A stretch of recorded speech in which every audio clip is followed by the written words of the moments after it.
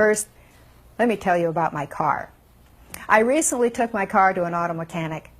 I told him my fan belt was squeaking, the first gear in my transmission was slipping, the check engine warning light was flashing on my dashboard, and there was a terrible knock in my engine. He said leave it in his shop and he would look it over. When I called back and asked what was wrong with my car, he said it would cost me $800 to get it fixed. I gasped and said, well, what's wrong with it? He said, I don't know. You don't know? Well, how can you fix it if you don't know what's wrong with it? What did you do for the squeaking fan belt? I asked. I removed it, he said. But I can't drive the car without a fan belt. Oh, it'll work for a while, he said. Well, how about my first gear? I removed it, he said. You removed my first gear? It's okay, he said. You have second and third gears. It'll work for a while. Well, what about the check engine warning light on my dashboard? Oh, I cut the wires to that light. It won't bother you anymore. And how about the knock in my engine? Then he handed me some earplugs. I looked him straight in the eye and I said, you're not a mechanic. You're a doctor. You see, that's what we doctors do. We cover up the symptoms with drugs or remove the part. Now, you would never let an auto mechanic attempt to repair your car if he didn't first find out exactly what was wrong with it, would you? You expect better from your mechanic than to just remove the parts from your car that aren't working rather than fixing them, or to cover up the symptoms such as the knock in your engine by handing you a pair of earplugs. But think about it. That's exactly what we doctors are trained to do. If an organ in your body is not working and is causing you trouble, symptoms, we doctors do one of two things. We give you drugs to cover up the symptoms, or if that doesn't work, we just take out the organ or part by surgery. We never fix the problem. Why? Because doctors don't understand the underlying causes for nearly all disease. We're never taught what causes cancer, because even the so-called experts admit they don't know what causes cancer. Medical textbooks admit that for 80 to 90% of all diseases, the cause is unknown. So if doctors don't know the cause for your disease, why would you let them give you treatments such as drugs or surgery that can kill you or damage your body severely when they don't understand what's causing your problem? If your mechanic does a bad job on your repairs, you can at least buy a new car. But you'll let a doctor who admits he or she doesn't know the cause of your problem work on your body, your life, and that's the only body you've got. In order to really fix anything, you must have a clear understanding of what's causing the problem. Now, let's talk about cancer. The only treatment an orthodox medical doctor is taught to give you for cancer is chemotherapy, radiation, or surgery. But cancer is not caused by a deficiency of chemotherapy, nor is it caused by a deficiency of radiation. Just as headaches are not caused by a deficiency of aspirin, and stomach upsets are not caused by a deficiency of antacids, and joint pains are not caused by a deficiency of anti-inflammatory drugs. All of those treatments just cover up the symptoms while the underlying problem, the disease, is still there. Now, it's important to understand that chemotherapy is a poisonous drug. Chemotherapy and radiation both destroy your immune system. That's the only system in your body that can get you well. In fact, both chemotherapy and radiation actually cause cancer. There are many articles in the medical literature documenting this, and every doctor knows that very well. The point is that the treatment we doctors give often kills you. But you can reverse cancer and actually get well by addressing the underlying cause of the cancer. So, how about cutting out the cancer? Even if you have the cancer cut out or the organ removed by surgery, you still have left in your body all of the factors that allowed your cancer to develop in the first place. Unless you change all of those factors, the cancer will return, either in the same organ or in another organ, or you will develop another type of disease. And if you cut out the mass or tumor, What are you going to use to follow your progress on rebuilding your immune system and eliminating your cancer? Now, I'm not telling you that you shouldn't have it removed. That decision is up to you. I'm just suggesting that you evaluate all the options before you proceed. Now, how about removing the lymph nodes? The lymph nodes are part of your immune system. If they have cancer in them, that means they're doing their job.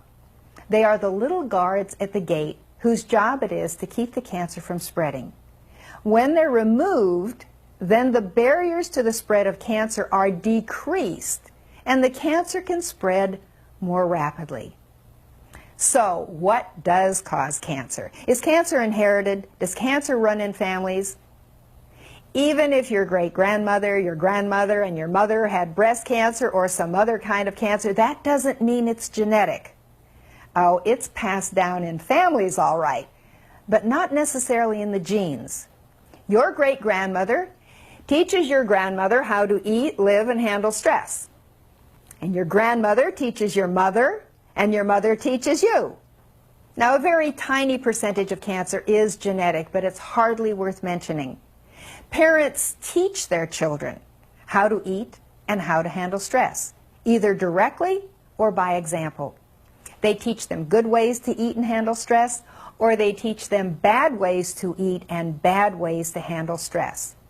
This is the way that disease, including cancer, is handed down from generation to generation, not in the genes, except in very, very rare cases, but in the ways we're taught to eat and handle or not handle life's stresses.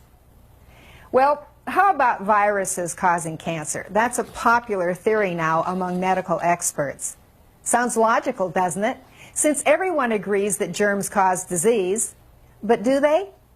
When a doctor looks under the microscope and sees germs, such as bacteria or viruses, in contact with dead or diseased tissues, our response is, voila, this germ, this bacteria or virus, is actually causing the disease. So we conclude that in order to get rid of the disease, we must destroy the germs with antibiotics or other drugs, all with harmful side effects. So we doctors prescribe the drugs, and guess what? The symptoms of the disease stop like magic, because the antibiotics do indeed, in many instances, kill off the bacteria. And the patient feels better, at least for a time. But just because germs, viruses, and bacteria are in contact with dead and dying cells and tissue, and just because the patient feels better when the germs are killed off, doesn't necessarily mean that the germs are actually causing the disease. Let me ask you, if bacteria and viruses and flies and other insects are on a pile of dead and decaying garbage, did the bacteria and the viruses and the flies cause the pile of garbage? No. The scraps of vegetables started decaying because they were separated from their life force, the tree or the ground, when they were picked. The garbage, the decaying matter, attracted the flies and the bacteria and the viruses as the cleanup crew. If you kill off the bacteria and viruses and flies and other insects and animal scavengers whose job in nature is to clean up the garbage, will the garbage go away by itself? Of course not.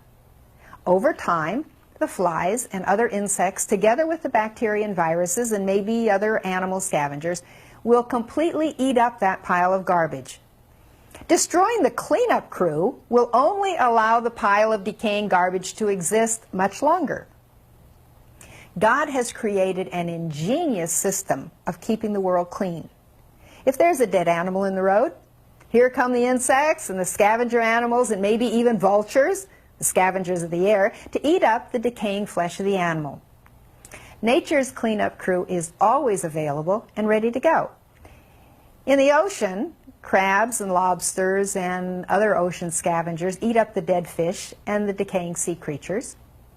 The dead creatures attract the cleanup crew. Land scavengers eat up dead animals to keep the environment clean.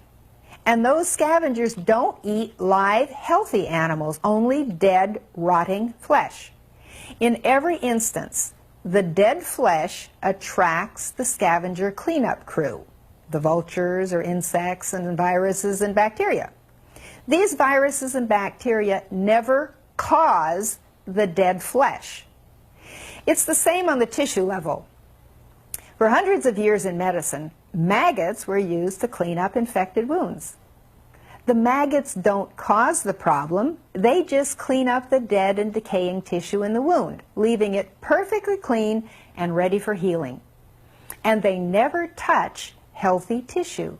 They can tell the precise difference between healthy and unhealthy tissue. They only eat up the dead part. That's what all scavengers do. So, if germs don't cause garbage, they're only there to clean up the mess, then what are they doing in our body? The idea that germs actually cause disease, which is known as the germ theory, was promoted by a French physician, Louis Pasteur, the pasteurization of milk, Pasteur, way back in the 1800s, and was embraced and totally accepted by all of orthodox medicine since that time, even till today. Pasteur said the germ is everything, and the milieu, or the immune system of the body, is nothing. Meaning the condition of your immune system doesn't matter. It only matters, he said, if you come in contact with the germ, and then you're absolutely destined to get the disease. But Pasteur's contemporary, named Antoine Béchamp, a physician and expert in his own right, he was professor of biochemistry and dean of the Faculty of Medicine at a very prestigious university medical school in France. He strongly disagreed. Béchamp said, germs don't cause disease. Disease is a result of the deterioration of the body's defense mechanisms, the immune system, and the germs come in to clean up the dead tissue and the dead cells. Béchamp said that the milieu, the immune system, is everything, and the germ is nothing. If your immune system is working properly, the germs will not cause disease. But Pasteur worked for the government, so then, as now, he received more media coverage and unwavering support even in his error, and the medical establishment has been embracing his theory ever since. But if the theory is wrong, it will never lead to success in finding cures for diseases. That's the main reason the war on cancer has been a miserable failure. Béchamp had developed in his own laboratory a very powerful microscope. He could see in the blood of healthy people tiny forms much smaller than cells and even smaller than bacteria that he named microzymas. He discovered these tiny bodies are pleomorphic. That means that they can change from one shape or form into another shape or form. These same tiny bodies that can change form depending on the condition of the person's immune system were also documented by an extraordinary scientist-inventor named Royal Rife, who about 60 years ago built possibly the world's greatest microscope. A light microscope with magnification and resolution so superior that it was possible to study live bacteria and viruses, something even present-day scientists cannot do. He observed and photographed bacteria that were pleomorphic, just as Béchamp had discovered. They could change their form. A bacteria could actually become a virus or a fungus. The ability of these tiny bodies to turn into bacteria and viruses and fungi was again confirmed by Dr. Virginia Livingston, a physician, a professor at Rutgers University, and an outstanding cancer researcher who for years directed her own cancer clinic in San Diego.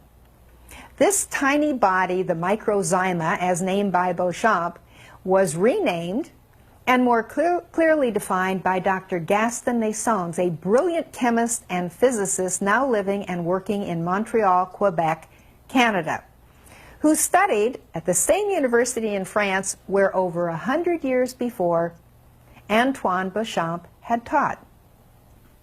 Naissons built a super specialized microscope for studying these tiny living organisms, which he named somatids. Over years of careful microscopic observation and laboratory experimentation, Naissons went on to discover that if and when the immune system of an animal or a human being becomes weakened or destabilized, The normal 3-stage cycle of the somatid goes through 13 additional successive growth stages to make up a total of 16 separate forms, each form evolving into the next. All of these forms have been revealed clearly and in detail by motion pictures and by still photography under Nasson's microscope. If a person is healthy with a properly functioning immune system, he will have floating free in his blood numerous somatids in their most basic natural form. However, when the immune system becomes suppressed from improper nutrition, lack of sleep, stress, radiation, chemotherapy, or other powerful drugs, or any other assault to the body, the somatids begin a cycle of change into one of 13 different additional forms. The somatids actually become bacteria in rod forms or spore forms, or they may progress into yeast or mycelial forms, a type of fungus. These somatids change into the type of organism that the body needs to clean up the dead or dying cells produced by the stress or other assault on the body. But when they clean up the dead and dying cells, the detoxification process produces symptoms. This is what we doctors call disease. So you see, we can actually produce bacteria, viruses, or yeast in our own body just by not taking care of our immune system properly. Our body has this built-in fantastic mechanism to produce just the right organism to clean up the mess we have caused in our own cells, tissues, and organs. Just think about it. If you have Epstein-Barr virus or Candida, hepatitis, herpes, or other organisms, the way to get rid of them is not to take powerful antibiotics or other drugs to destroy them, but to rebuild your immune system by totally natural methods, so you will have no dead or dying tissue in your body for these organisms to feed on. And by the way, it's impossible to rebuild the immune system using drug medications. All drugs have side effects. The immune system can only be rebuilt by totally natural methods. So you can see all these organisms, the bacteria and the viruses and the yeast and the fungi, can arise within our body. Disease doesn't have to come from without. So it's clear that a person does not have to catch a disease. We can produce it within ourselves.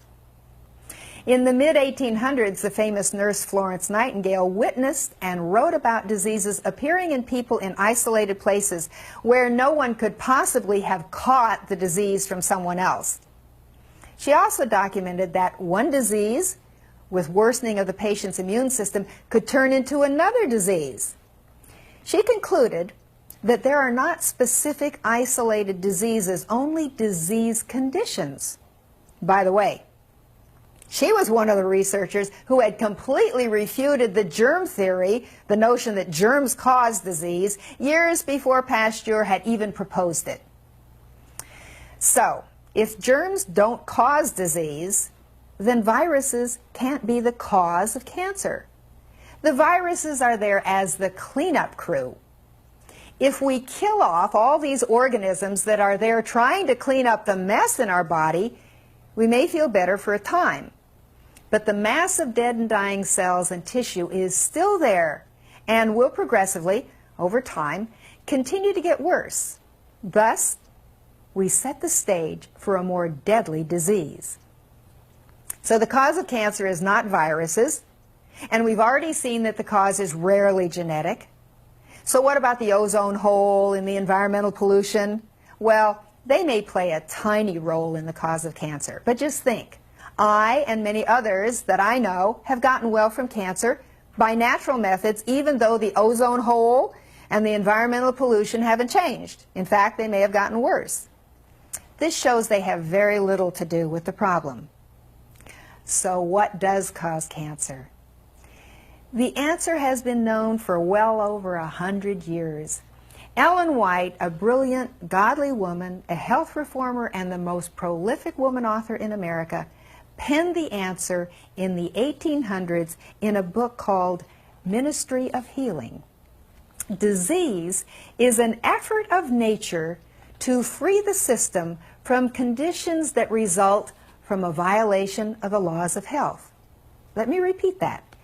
Disease is an effort of nature to free the system from the conditions that result from a violation of the laws of health. In other words, all disease is a direct result of violating the natural laws of health. So what are the laws of health?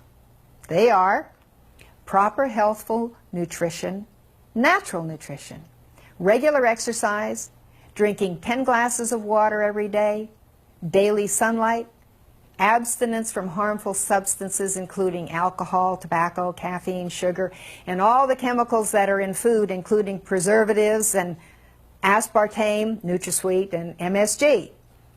Plus lots of fresh air every day, proper rest at the proper time of night, relief of stress by learning to trust God, an attitude of gratitude, that's thankfulness, and benevolence, doing things for others instead of always thinking of oneself. Sounds too simple, doesn't it? But all disease, including cancer, is caused by a violation of these 10 seemingly simple laws. The way I got well from severe advanced cancer, the way I reversed my cancer, was to institute these 10 natural health laws in my life with total 100% commitment.